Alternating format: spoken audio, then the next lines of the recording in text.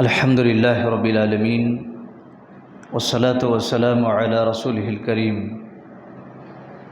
فاعوذ باللہ السمیع العلیم من الشیطان الرجیم بسم اللہ الرحمن الرحیم فمن يعمل مثقال ذرة خیرا یرہ ومن يعمل مثقال ذرة شرا یرہ۔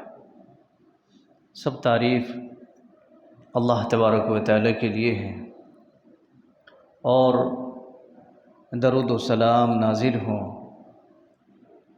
ہم سب کے آخری نبی محمد رسول اللہ صلی اللہ علیہ وسلم پر۔ اسلامی ساتھیوں اور بھائیوں، عزیز بچوں، نوجوانوں، خواتین، ہم اللہ رب العالمین کا اس لیے اس کا بہت ممنون اور مشکور ہیں اور اس کی تعریف بجا لاتے ہیں کہ اس مالک حقیقی نے ہم سب کو یہ توفیق بخشی جس کی وجہ سے قرآن مجید کی ہم یکے بعد دیگرے ہر دن شروع رمضان سے لے کے اب تک قرآن مجید کے اندر تلاوت کے اعتبار سے نماز تراویح میں 23ویں پارے میں ہم داخل ہو چکے ہیں، 20 پر 3 پارے میں ہم داخل ہو چکے ہیں۔ اللہ کا احسان ہے کہ ہر وہ مومن اور مسلمان اس سفر میں ہم سب کے ساتھ ساتھ ہیں اور اس سفر کو طے کرنے میں پیش اور آگے ہیں۔ میری دعا ہے کہ اللہ تبارک و تعالی جس طریقے سے ہم سنتے ہیں اور سنتے چلے آ رہے ہیں، ایسی ہی اس سفر کو اللہ ہم سب کو منزل مقصود تک پہنچائے، آمین، بارک اللہ۔ میرے بھائیوں اور اسلامی ساتھیوں، آج کے اس نماز تراویح کے اندر الحمدللہ 3 سورتیں شامل ہیں۔ ایک تو سورہ سبا کا کچھ حصہ ہیں، اور سورہ فاطر ہیں، اور اسی طریقے سے سورہ یاسین ہیں۔ یہ 3 سورتیں اس میں شامل ہیں، اور ان تینوں سورتوں کے اندر مجموعی طور پر اللہ تبارک و تعالی نے جن باتوں کی طرف اشارہ کیا ہے وہ یہی ہے کہ رب نے یہ پیغام دیا کہ مردے ہرگز سن نہیں سکتے، مردے ہرگز سن نہیں سکتے، جو دفن کر چکے ہیں وہ ہرگز تمہاری بات کو سن نہیں سکتے۔ اپنی طرف سے اس کو سنانے کی کوشش نہیں کرنی چاہیے، اپنے طرف سے اس کو بلانے کی کوشش نہیں کرنی چاہیے۔ اللہ رب العالمین نے فرمایا ہے جو مر چکے ہیں، دفن ہو چکے ہیں، وہ بالکل تمہاری آواز، تمہاری پکار کو نہیں سن سکتے۔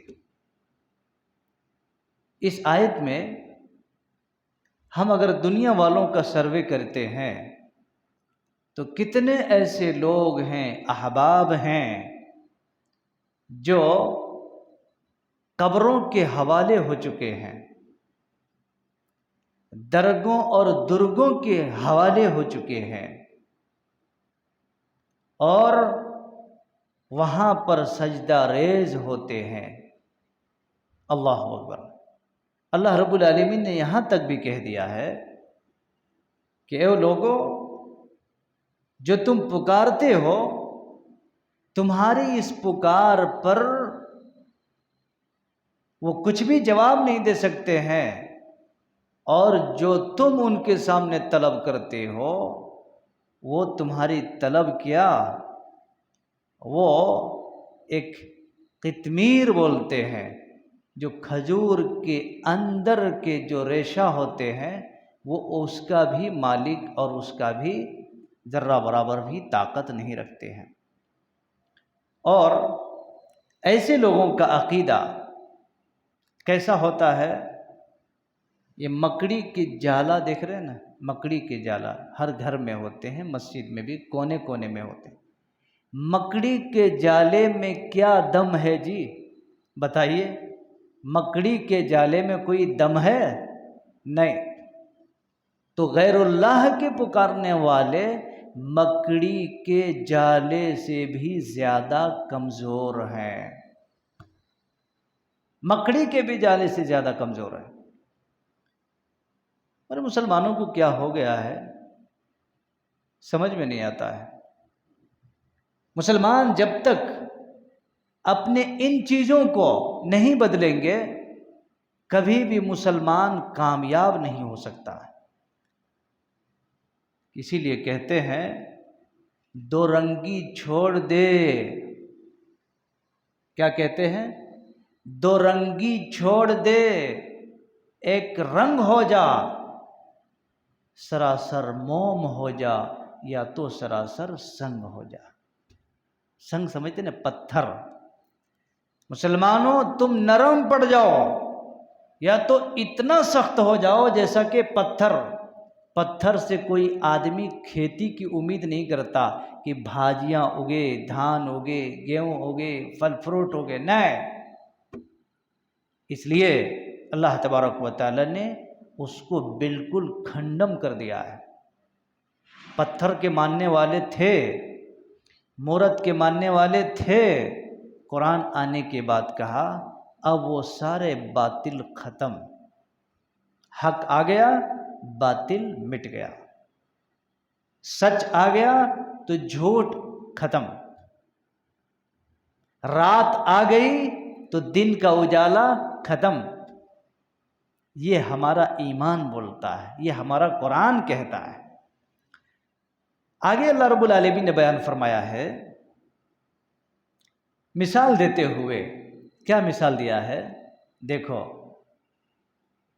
کہ دیکھنے والا اور نہ دیکھنے والا دونوں برابر ہو سکتے ہیں؟ جس کو کہتے ہیں اندھا، اور ایک ہوتے ہیں بینا، یعنی بینا اور نہ بینا دونوں برابر ہو سکتے؟ نہیں۔ رات اور دن دونوں برابر ہو سکتے؟ نہیں۔ سایہ اور گرمی دونوں برابر ہو سکتے ہیں؟ نہیں۔ آسمان اور زمین دونوں برابر ہو سکتے ہیں؟ ہرگز نہیں۔ مرد اور عورت دونوں برابر ہو سکتے ہیں؟ نہیں۔ لیکن آج عورتیں تو زیادہ ہوشیار ہو گئی ہیں، مردوں کو گھروں میں پیک کر دیا۔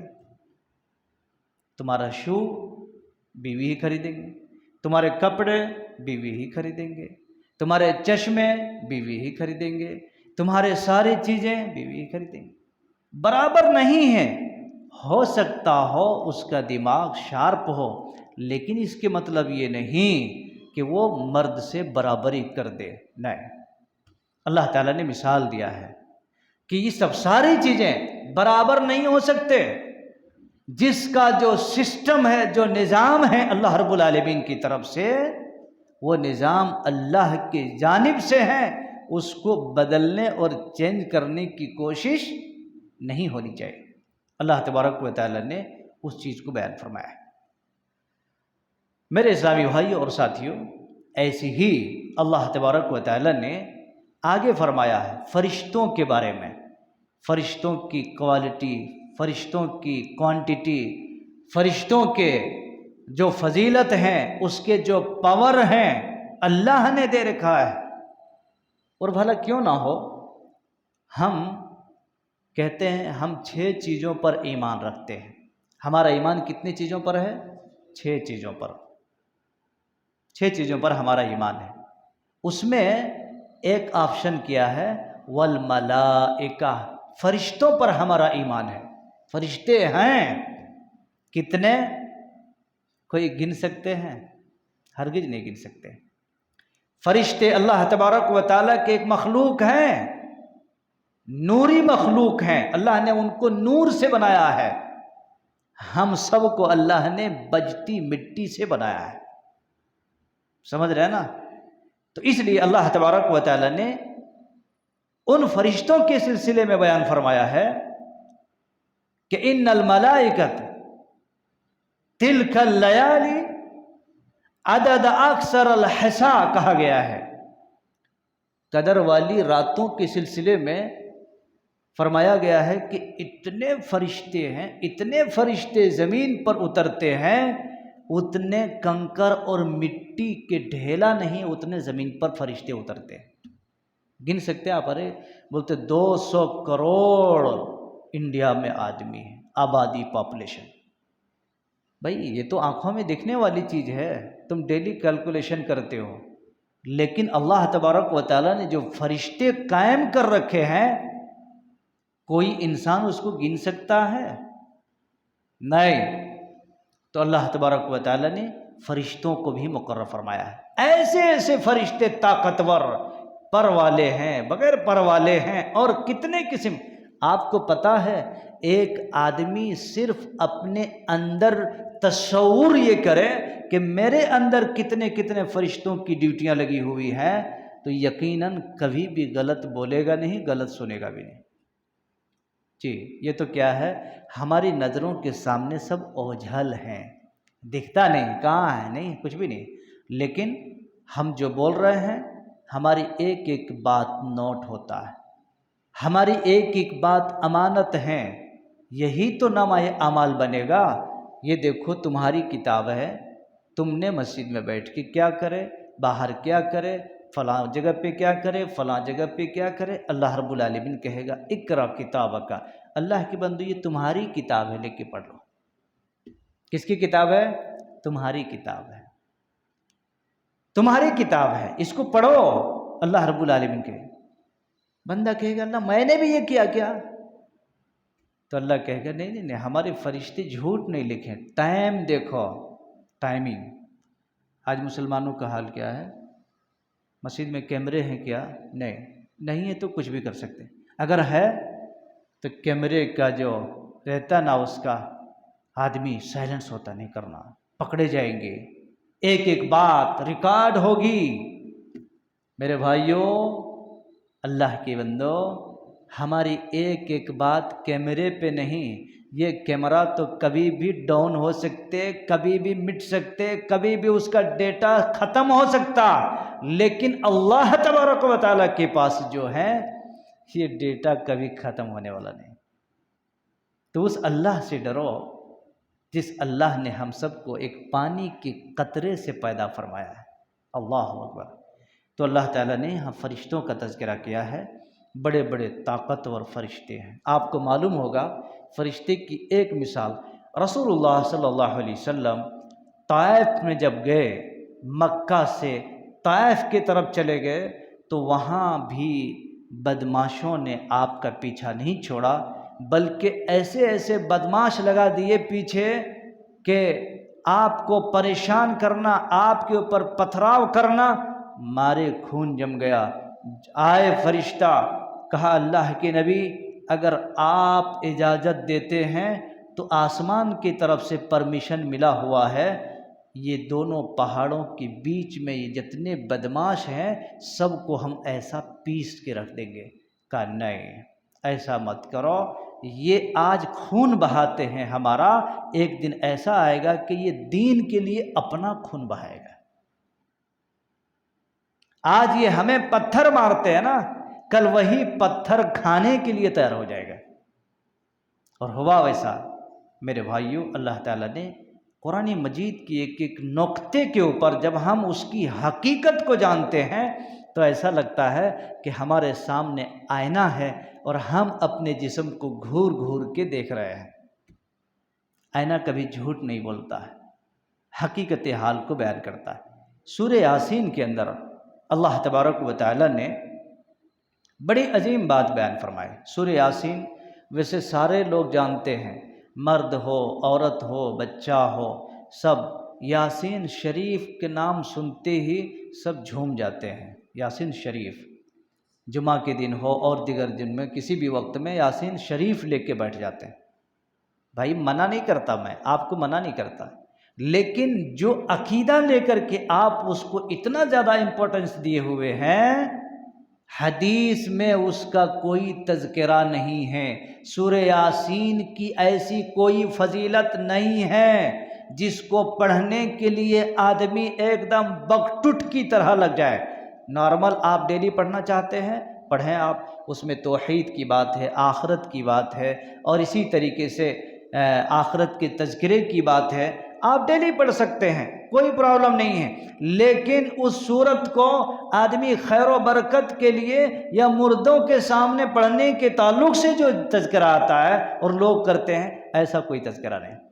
اللہ تعالیٰ نے اسی صورت میں یہ پیغام دے دیا ہے کہ کل قیامت کے دن تمہارے منہ پر اللہ رب العالمین سیلڈ کر دے گا، مہر لگا دے گا منہ پر، اور ہاتھوں کو اللہ رب العالمین زبان دے گا۔ یہ ہاتھ ہے نا، ہمارے خلاف گواہی دیں گے۔ اللہ اکبر۔ یہ پیر جو ہمارے خلاف گواہی دیں گے، اور ہاتھ بولے گے، ہاتھ اللہ کے سامنے اللہ منہ بند کر دے گا، ہاتھ کو زبان عطا کرے گا، اور یہ ہاتھ اللہ رب العالمین کے سامنے وہ بولیں گے، اور یہ کہے گا کہ تم بہت بول لیے ہو اپنی زندگی میں، آج ہمیں ایک دن زبان ملی ہوئی ہے، آج ہم تمہارے خلاف بات کریں گے۔ میرے بھائیوں، ہمارے خلاف ہمارا ہاتھ، ہمارا پیر، سب کچھ تیار ہیں۔ اس لیے آؤ اللہ کی طرف، آؤ اللہ کے دین کی طرف، آؤ قرآن مجید کی طرف، آؤ قرآن مجید کی اس عظیم پیغام کی طرف، جس میں کوئی جھوٹ نہیں، جس میں کوئی غلط نہیں، سراپا سچ ہیں، سراپا حق ہیں، اور یہی ہمارا ایمان کہتا، یہی ہمارا مقصد اور ہمارا مطلب ہے۔ ہمارے پیدا ہونے کا مقصد ہی یہی ہے کہ وَمَا خَلَقْتُ الْجِنَّ وَالْإِنسَ إِلَّا لِيَعْبُدُونَ۔ رب نے کہا میں نے جنوں اور انسانوں کو اپنی عبادت کے لیے پیدا کیا ہے۔